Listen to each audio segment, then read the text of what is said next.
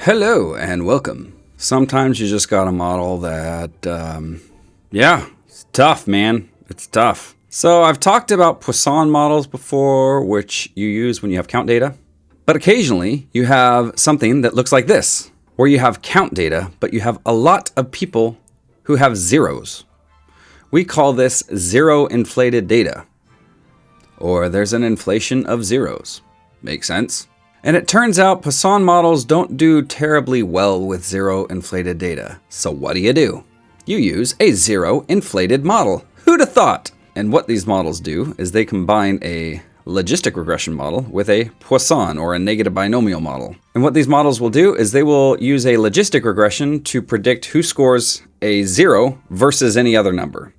And then what it will do is it will say, all right, if you didn't have a zero, what is the number that you did have? And that's where the Poisson or the negative binomial come in.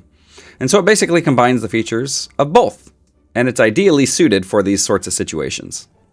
So I'm going to show you an example of using Flexplot for analyzing a zero inflated model. And lucky you, I was trying this out and realized Flexplot wasn't working for some of these things. So I updated it. So make sure you update to, I think it's like 0.22.0 or higher or something like that. And the data set that I'm going to be using is the author data set, which can be found within Flexplot. And where does this data set come from? Well, actually, I'm going to leave a link in the description for more information about where this comes from. But back in the day, /now, I wanted to be a world famous novelist. One of the questions that I had, and I guess continue to have, kind of, sort of, is whether it would be more lucrative to self-publish through like Amazon or to go with one of the big 5 publishers. So around 2014, there was a guy that went out and tried to gather data to answer this question. And so what this person did was they scraped Amazon's bestseller list. And from that bestseller list, they extracted the price of the book, the average rating, who published it, and that sort of thing. And the one thing that they tried to estimate, keyword here, estimate, is the number of sales that book had. And so to do that, what they did was they solicited authors and asked them how many sales they had. And using that information combined with some other information, they were able to basically impute the number of sales per person. And back in 2015, I wrote a blog post as a guest author on a self-publisher's website. And you can read all about that there. I think I ended up taking a very different approach this time, which makes sense. Hopefully, I have grown a lot in the last 10 years and have better ways of analyzing data. So with that, let's go ahead and step into R. All right. I'm going to start by requiring Flexplot, obviously, as well as Tidyverse, obviously. I hope that should be obvious. And PSCL. What does that stand for? PSCL. Political Science Computational Laboratory. So yeah, we're going to be using that package, and specifically, as you will see down here, the zero infl package or function. So let's just take a look at the data set first, give you an idea of what's going on here. So we've got sold by, I think all those are going to be the same. Title, this was anonymized author. Kindle ebook sales rank. Oh, that's what they did. They used the rank and then asked authors how many sales they have to impute the number of sales. Sale price of the book, number of reviews, average rating, pre-order. Not sure what that's about. Date it was published. Categories, so different genre, etc., etc., etc. Let's see what else. But what we're going to look at is daily units sold, I think. Yeah, we're going to look at daily units sold and then sale price, how much the book is being sold for. Actually, I don't think we're going to end up looking at that. But average rating, so those are customer reviews, publisher, and age, or how long the book has been published for. And so all this is doing is selecting the variables that I want, renaming them. And then the other thing that I do, and by the way, I'm showing you a linear version of what I did, but there's a lot of back and forth. Like when I analyze the data, I realized this would probably be better on a log scale, which very often when you get something like this, where you've got variables that are super ridiculously skewed, sometimes it makes sense to a log scale. Although I've kind of I have published a video before about why I don't like transformations, but here I am using a transformation. And another reason why we have to do a log scale is when you're doing Poisson data, it expects interval level data. And if you give it a value of 3.4, it's going to throw an error and say you can't do that. And so what I'm doing is I'm multiplying it by 10 to move the decimal place over a couple places, and then rounding it. And here, I just wanted to see how many digits I would lose if I rounded it. So if I just logged it without multiplying it, I would have 10 unique values, which seems weird to take this. I think it's a 10,000, actually, N row D. Yeah, 10,000 observations and only have 10 unique values. That seemed a little weird. And so then I said, all right, what happens when we multiply it by 10? And then we end up getting, let's see, length, 52 unique values. I feel better about that. And so these end up being integers, and we got 0, 7, 11, 14, 16, 18, 19, etc. So anyway, that's why I'm doing the log transformation there. So anytime I'm doing data analysis, I always start with univariate plots. And so actually, I'll show you the the logged version and then the non-logged version. I guess I'll start with the log version. And so it looks like this. You got some people that are having like 5,000, 6,000 sales a day. I think that's the number of, it's daily sales, daily units sold. So some people, the vast majority of people are selling 0, but you got some people that are selling like 7,000 a day. It's like the Harry Potters out there. The J.K. Rowlings, I guess. But if you log it, then it becomes much more manageable. You don't have this crazy of a scale. But you still see this 0 inflated happening. You got a bunch of zeros, and then you have a separate distribution. So perfect for 0 inflated data. Now, if we look at ratings, so these are ratings of books, customer ratings, average ratings, and that's actually 0 inflated too. But we don't really care if a predictor variable is 0 inflated. We only care if the outcome variable is 0 inflated. And so we definitely have that going on here. But again, we don't care. And then if we look at the types of publishers, so there are small publishers, indie or independent publishers. Not quite sure what the difference between small and indie is. Big 5 is, actually I'm going to Google that. Big 5 publishers. Penguin Random House, Hachette, HarperCollins, Simon Schuster, and Macmillan. Haha. So those are the big 5. And then we have uncategorized, not sure why that's there, and then Amazon. And if I really cared about analyzing this data set, I would do a little more investigation about what an uncategorized means and the difference between indie and small, but I don't care at this point. And then we have Amazon. And this was 10 years ago when self-publishing through Amazon wasn't as popular as it is now. I'm sure the distribution would change drastically if we looked at things a little bit different. So that's publisher, and then age, how long the book has been on the market. And for this particular data set, a lot of them are pretty new, which makes sense that the longer... So by the way, this was scraped starting from top seller down. So this is only the top 10,000 books sold. So you would expect something like this, that if there was a book published 50 years ago that nobody reads anymore, it's not going to show up in this list. And so your age is going to be truncated. So we can try to visualize sales by publisher and rating. So basically, actually, there's my research question. Controlling for rating, what effect does publisher have on sales?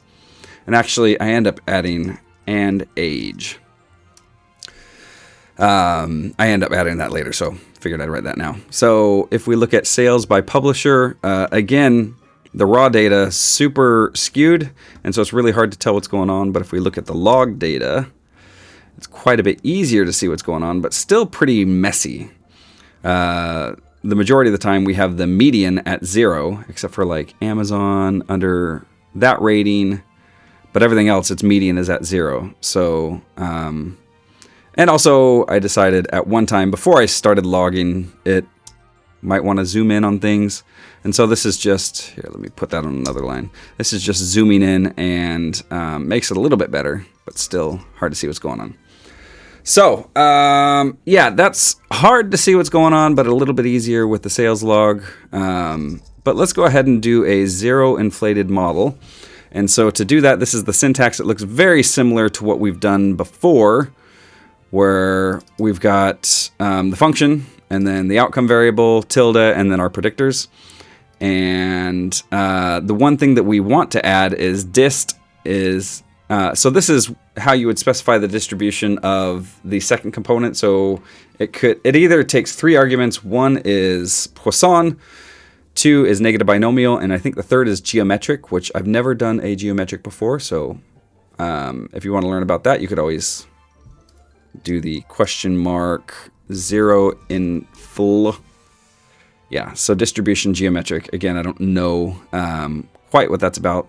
Yeah, there's also a link function, but we're just going to go with the default, and it looks like that's the link function for the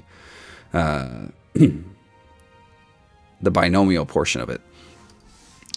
And so now I'm going to use compare.fits within Flexplot to look at this in a bunch of different ways. So in this first one, I'm looking at the outcome, conditional on rating and publisher. And this is kind of cool. So it's showing 2 different models. I forgot to mention that. So one model has all possible 2-way and 3-way interactions. The second model has just the main effects. And if we look at that, we see all these different relationships. So the first thing that we're looking at is how different are the 2 models. And it looks like for the big 5 and for Amazon, they are pretty different. So it looks like there's at least some interactions going on there. Let me just take a different view of this and look at age instead. And so age, it looks like those lines are pretty close to one another. So that seems to suggest that the age by publisher interaction may not be a big deal, but rating by publisher might. And then next I'm going to look at rating and publisher and age. I don't remember why I'm doing this. I guess looking for more evidence of parallelity. And yeah, just looking at it in a bunch of different ways and seeing that a lot of the lines are very similar. And it's also important to remember this is a huge sample size. So whatever sort of model comparisons we're going to do, any minor differences, there's probably going to be statistically significant differences. And when I say that, I don't mean just p-values, but it's probably going to be the AIC and the BIC also favor one model over another. So now what I'm going to do is I'm going to do a model comparison to see if all those different interactions really need to be there. And if I do that, p-value says they're statistically significant, so we should definitely keep the bigger model. Bayes factor, on the other hand, is favoring the reduced model overwhelmingly, which is interesting. I would not have called that. In fact, I think I said it would do the opposite, but apparently not. And then AIC is favoring the full model. So AIC and the p-value are favoring the full model. Bayes factor is favoring the reduced model.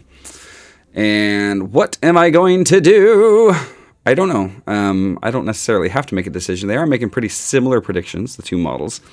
Even in this plot right here, where those are probably the biggest discrepancies that we see, but they're still pretty similar. So I don't know. I don't know what I'm going to do. So I guess in this case, what I would probably do, just because it's going to be hard to interpret all those, because anytime you have, so if you have just a main effects model, it makes it super easy to interpret. When you start adding interactions in there, it makes it difficult to interpret. So I think what I'm going to do is I'm going to favor the reduced model just because it makes things simpler for me. And also the plots say, for the most part, they pretty much agree. So with that, I'm going to go ahead and look at the estimates of mod 2, because that's the model that I'm choosing. And if we look at the estimates, we have a couple of things. I'll make that bigger. So we've got the negative binomial coefficients and the multiplicative coefficients. So remember, this is combining a negative binomial with a logistic. And so we could interpret these the same way we did before. So this is saying that for every 1 point increase in ratings, we expect the number of sales to go up by about 2%. And we've also got the coefficients. It'll be easier to look at the means for that one. So looking at age, so every day the book is on the market, sales go down by about 0.001%. And then the logit coefficients, we typically interpret the odds ratio instead. And so these are the odds ratios, and I'm not going to bother interpreting those. So we could look at the prediction differences, but it's probably going to be easier just to go down to the means. And so what this means is going to say is it's going to say, all right, here is the mean prediction for an indie publisher, assuming they have an average rating, which is 3.4, and an average age, or the number of days on the market being up almost 40. We predict that it will sell 5.23 books. And then the logit right here, that tells you the probability that they will sell anything, which is 76%. So indie publishers, on average, will sell something 76% of the time. Small has a slightly lower prediction, but higher logit as well. But I think the interesting thing here, it looks like all the other ones look pretty similar except for Amazon. So Amazon, we are finding that its prediction, the number of daily sales if you publish on Amazon, is 17, assuming a rating of 3.43 and an age of 39 days. But interestingly, the probability that it will publish anything is about 0.5. So it's much lower than the other ones. So basically what this is saying is that if you go with indie, small, uncategorized, or big 5, you're more likely to get any sales. Whereas with Amazon, you're less likely to get any sales. But if you get sales, your average prediction is going to be higher, which is kind of interesting. And that kind of tracks if we look at the, if we go visualize mod 2, plot equals model, and then let's see, how do I want to plot this? I'll go formula equals sales underscore log, tilde, and I think, what is the better predictor here? I think I'll probably put rating. And then given publisher plus sales, data equals, actually I don't have to do data equals D. And if I visualize that, and then zoom in on it. Actually, you know what? We don't have to visualize everything at once. So I'm just going to go, I'm going to get rid of sales, because that just complicates things.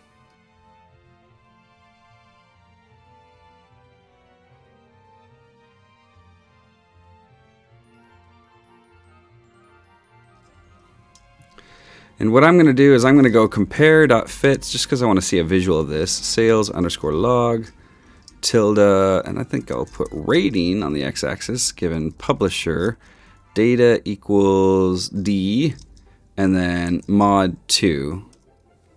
So I am using this as an alternative to visualize, because for some reason, visualize isn't working right now, but I'm going to go ahead and fix that. So this is what the plot is saying. And overall, how are we interpreting this? So this is saying that as your rating increases, not surprisingly, your daily sales go up. And the slope is steepest for Amazon. So if you're going to write a good book, it seems to make the most sense to publish through Amazon. If you're going to write a really bad book, then it seems to make sense. Well, I guess that's predicting the number of things sold, but it's not very good at showing the logistic. Because again, like I said, that the logistic, if we look at the estimates here, you have a 50-50 shot of selling anything with Amazon, whereas with a small publisher, you have the highest probability of selling something. So if I were to make a decision based on this data set, I would say it makes sense to go with Amazon. And that's what I decided at the time. That I was much more likely to make money if I published through Amazon than if I went through the big 5. And the other thing, or any of the other ones, and the other thing is it's really hard to, so in order to publish through the big 5, you have to have an agent, and to get an agent is really difficult. You have to basically send emails to dozens or hundreds of agents and ask them to represent you. And it's super competitive, and it's really hard to do. And I spent months trying to query an agent and never successfully got an agent. Had a couple that asked for more materials and then inevitably rejected it. But hey, by the way, if you like science fiction, then buy my book, and I will earn like 30 cents if you do. Gonna make me wealthy. It's called The Nexus Has Fallen. It's a pretty good book. Anyway, I hope that helps give an example of how you would interpret a zero inflated model and how you would fit it and what the estimates mean and that sort of thing. And fortunately for you and for me, because it makes it easier for me, Flexplot makes it super easy to analyze these sorts of data because you can visualize it. You can look at the estimates. And as a reminder, I have a mixed models class coming up, start of January, Mondays from 2 to 4 p.m. Eastern Standard Time. If you're in Germany, that's like 8 to 10 p.m. So hopefully you can join me. Why am I specifically talking about Germany? Just because I have some students in my current office hours class, 2 of them, that are in Germany. And they told me on Monday that it was 8 p.m. there. That's how I know that. So if you are interested, I would love to see you in the mixed models class. See the link in the description. And of course, if you want to do a non-live class, you're welcome to join the self-guided classes. I have an R class, and I have a simplistics class, which is an intro stats class, and I have a mixed models class. And soon, I hope, we will have a generalized linear model, including a zero inflated analysis that you have just witnessed. So anyway, hope to see you there, and peace out.